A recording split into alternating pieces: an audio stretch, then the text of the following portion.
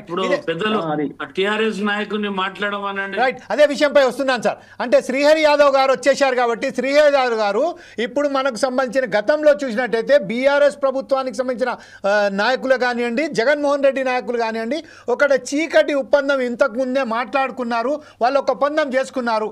తద్వారా ఈరోజు ఇది ఫిజిబుల్ కాదు, ఈరోజు చంద్రబాబు నాయుడు చేయరు అని చెప్తున్నారు.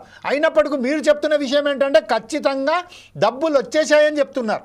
ఈ విషయంపై ప్రస్తుతం ఏదైతే అఖిల పక్ష సమావేశం ఏదో ఏర్పాటు చేశారో దాంట్లో బీఆర్ఎస్ ప్రభుత్వం బీఆర్ఎస్ నాయకుల స్టాండ్ ఏంటండి? అన్న, అసలు ఈ అఖిలపక్షానికి పిలవడంలోనే ఒక లోపభూషమైన విధానం పెట్టారు. అఖిలపక్షంలో పార్టీ నాయకులను పిలవాలి, పార్టీ అధ్యక్షులు లెటర్ పంపితే పార్టీ అధ్యక్షులు వాళ్ళకి సంబంధించిన ప్రతినిధులు పంపుతాడు. అట్లా కాకుండా ఓన్లీ పార్లమెంట్ సభ్యులను మాత్రమే పంపాలనే నిబంధననే అసలు ఈ అఖిలపక్షం మీద వీళ్ళకున్న చిత్తశుద్ధి ఏందో బయటపెడుతుంది. ఒకటవది. రెండవది, ఈ 1400 ఏందో అన్న ఉమ్మడి ఆంధ్రప్రదేశ్ లో గోదావరి జలాలలో తెలంగాణ వాటా మొత్తం ఉమ్మడి ఆంధ్రప్రదేశ్ లో 1480 టీఎంసీలలో 968 టీఎంసీలు మన తెలంగాణకు సంబంధించిన వాటాగా ఉమ్మడి ఆంధ్రప్రదేశ్ లో నిర్ణయించబడ్డది. తెలంగాణ బైఫర్కేట్ అయినాక కాదు. అసలు ఇప్పటి వరకు వాడుకున్నదే ఏ రకంగా చూసుకున్నా కూడా ఇప్పటి వరకు వాడుకున్నది అంతా 600 టీఎంసీలు కూడా వాడుకోలేదు. ఇవి మిగులు జలాలు అని చెప్తున్నారు, వరద జలాలు అని చెప్తున్నారు, ఇవి నికర జలాలు.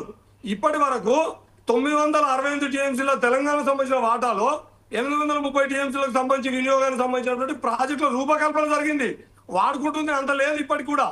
ఇవి విడిచిపెట్టి తెలంగాణలో నీటి వనరుల విషయంలో కానీ, తెలంగాణ రాష్ట్రానికి విభజన హక్కుల విషయంలో కానీ ఎక్కడ కూడా బీజేపీ సహకరించని ఇవాళ కేంద్రంలో అధికారంలో ఉన్నటువంటి బీజేపీ ప్రభుత్వము ఆంధ్ర చంద్రబాబు కనుసన్నుల్లో లేదా చంద్రబాబు యొక్క దాని మీద ఆధారపడి వాళ్ళ కేంద్రంలో ప్రభుత్వం కొనసాగుతుంది. కాబట్టి చంద్రబాబుకు లేదా ఆంధ్ర ప్రజలకు రుణం తీసుకునే పనిలో పడింది.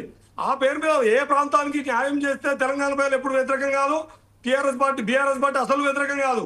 కానీ తెలంగాణ ప్రజల యొక్క కడుపు కొట్టి తెలంగాణ ప్రజల నికర జలాల వాటాన్ని ఇబ్బంది పెట్టి అది ఇప్పుడు మన గోవర్ధన్ గారు చెప్పారు ఇంతకుముందు, మన నాయనాల గోవర్ధన్ విశ్లేషకులు చాలా వివరంగా చెప్పారు. అది బనకచెర్ల అనేది గోదావరి బేసిన్ కాదు, గోదావరి పరివాహక ప్రాంతము. పరివాహక ప్రాంతంలోకి గోదావరి జలాల్ని అవి మిగులు జలాలు నికర జలాలు తీసుకెళ్లి మిగులు జలాలు వరద జలాలు చెప్పడంలో చంద్రబాబు తోటి కేంద్రంలో ఉన్న బీజేపీ చేతులు కలిపి రేవంత్ రెడ్డిని వాళ్ళకు ఒక పావుగా వాడుకొని ఈ తెలంగాణ నీళ్లకు అన్ని రకాలుగా వినియోగమైనటువంటి కాళేశ్వరం మీద దుష్ప్రచారం చేసుకుంటూ ప్రజల మైండ్ డైవర్ట్ చేసి గోదావరి జలాలలోని నికర జలాల్ని తెలంగాణ ప్రజల యొక్క పొట్టం కొట్టి తెలంగాణ ప్రజల కన్నం గడికెళ్ళి ఇదివరకు ఈ జలదోపిడి ప్రధానంగా నీళ్ల దోపిడికి వ్యతిరేకంగానే తెలంగాణలో స్వయం గౌరవము, నిధులు, నియామకాలు ఒక ఎజెండా అయినప్పటికీ నీళ్లు అనేవి మొత్తం తెలంగాణ విషయాన్ని పక్కకు పెట్టించి నీళ్లను దోపిడీ చేయడం కోసం ఆడుతున్నటువంటి గేమ్ ప్లాన్, ఈ గేమ్ ప్లాన్ ని ఇది గేమ్ ప్లాన్ మాత్రం కాదు అనే చంద్రబాబు గారి మాటల్లోనే మీరు వినుంటారు. ఇది గేమ్ చేంజర్ అన్నాడు. ఆంధ్రప్రదేశ్ ప్రజల యొక్క గేమ్ చేంజర్ బనకచెర్ల అన్నాడు. గేమ్ చేంజర్ కాదు, తెలంగాణ ప్రజల పాలట అది చాలా ప్రమాదకరమైంది.